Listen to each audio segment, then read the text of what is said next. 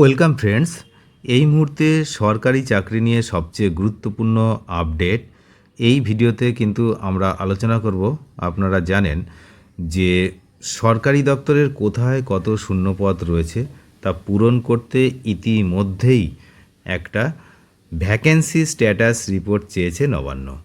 খুবই গুরুত্বপূর্ণ বিষয়। সরকার পরিবর্তন হয়েছে, এখনও 20 দিন পেরোয়নি, তার মধ্যেই কিন্তু এই ভ্যাকেন্সি স্ট্যাটাস রিপোর্ট সেটা চেয়েছে নবান্ন, যেটা আমাদের পশ্চিমবঙ্গের যে সমস্ত যুবক যুবতী রয়েছেন দীর্ঘদিন ধরে চাকরির জন্য অপেক্ষা করে রয়েছেন তাদের জন্য কিন্তু খুবই গুরুত্বপূর্ণ বিষয়, যেটা খুবই দরকার ছিল।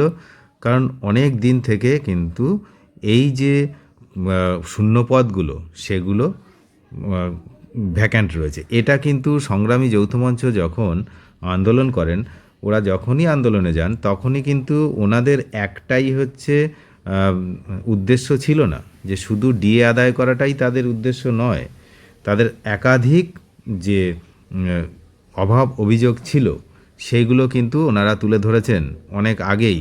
তার মধ্যে এই শূন্য পদ এটাও কিন্তু একটা গুরুত্বপূর্ণ পজিশানে ছিল যে শূন্য পদ পূরণ করতে হবে।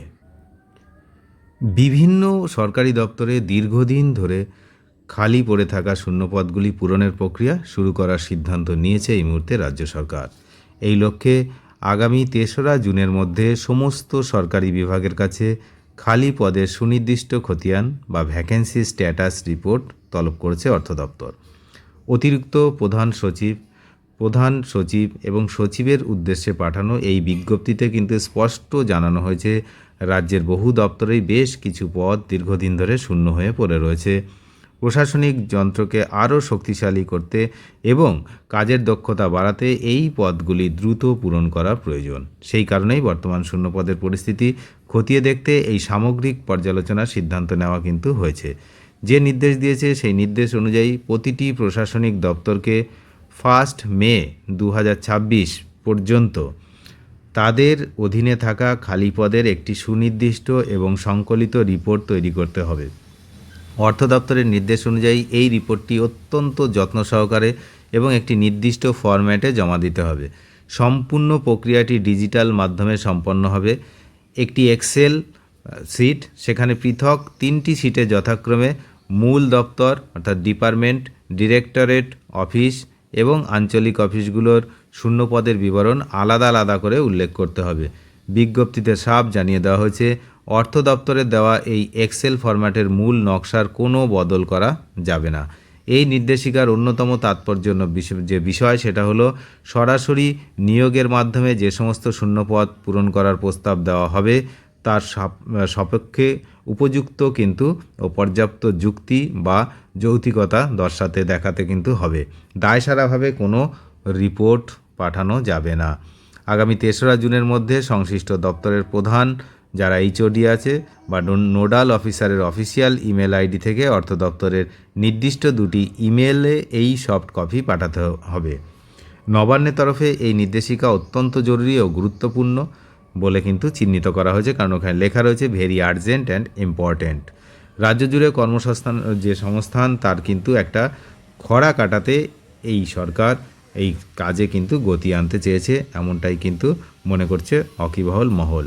তাহলে এই মুহূর্তের কিন্তু সবথেকে বড় বিষয় হচ্ছে যে এই সরকারি চাকরি নিয়ে এই আপডেট, কারণ সব দপ্তরকেই রিপোর্ট জমা দেওয়ার কথা বলা হয়েছে, এখানে কোনো দপ্তর কিন্তু বাদ যাবে না, প্রত্যেকটা দপ্তর, এবং 3 তারিখের মধ্যে পাঠাতে হবে। তার মানে নিয়োগ প্রক্রিয়া যেটা শুরু হবে, যে নিয়োগ প্রক্রিয়া ড্রাইভ যেটা শুরু হবে নতুন সরকারের আমলে, সেটা কিন্তু 2026 সাল থেকেই শুরু হবে। যেগুলো পুরনো যে 2-1টা নিয়োগ প্রক্রিয়া আপনারা জানেন, যেটা WBCS মিসেলিনিয়াসের ফর্ম ফিল আপ সেটা হচ্ছে বা হয়েছে, এবং WBCS ফর্ম ফিল আপ হয়ে গেছে। তো পিএসসির কিছু পরীক্ষা হচ্ছিল, যদিও তার দীর্ঘসূত্রিতা আছে, কিন্তু বাকি যে সমস্ত ডিপার্টমেন্টগুলো রয়েছে সেই ডিপার্টমেন্টের কোনো পরীক্ষা তো নেই। কতগুলো ডিপার্টমেন্ট আছেই লোকজনের জানা নেই, কোনো খবরে নেই তারা। তো সেইগুলোর কিন্তু এবার খবরে আসবে, এবং যে সমস্ত আমাদের ছেলেমেয়েরা যারা এতদিন ধরে পরীক্ষার জন্য বসে আছেন তারা কিন্তু এবার একটা গ্রেট সুযোগ পাবে, গ্রেট চান্স রয়েছে তাদের চাকরি পাওয়ার ক্ষেত্রে, এমনটাই কিন্তু মনে করছে ওয়াকিবহাল মহল। কারণ আগামী 2 থেকে 3 বছরের মধ্যে পশ্চিমবঙ্গে একটা বিরাট সংখ্যক রিক্রুটমেন্ট হতে চলেছে, এমনটাই কিন্তু আমরা ইঙ্গিত পেয়েছি। তো যে কথাটা সংগ্রামী যৌথ মঞ্চ অনেক দিন ধরেই দাবি জানিয়ে আসছে যে রাজ্যে প্রায় 6 লক্ষ শূন্যপদের স্থায়ী নিয়োগ করা হোক, বুঝতেই পারছেন তাদের কাছে কিন্তু পরিষ্কার হিসেব অনেক আগে থেকেই রয়েছে যে আমাদের রাজ্যে বর্তমান 6 লক্ষ শূন্যপদ রয়েছে, 6 লাখ, যা তা বিষয় নয়। তাহলে এই যদি শূন্যপদটা পূরণ করা হয় তাহলে অনেক ছেলেমেয়ের যারা এতদিন ধরে বসে আছেন এবং যাদের জীবনের মূল্যবান 15টি বছর নষ্ট করা হয়েছে, তারাও কিন্তু এই পরীক্ষায় সুযোগ কেউ কেউ পাবেন। কারণ 5 ইয়ার্স ইনক্রিজ করা হয়েছে, আপনারা জানেন বয়সের ঊর্ধ্বসীমা 5 বছর বাড়ানো হয়েছে।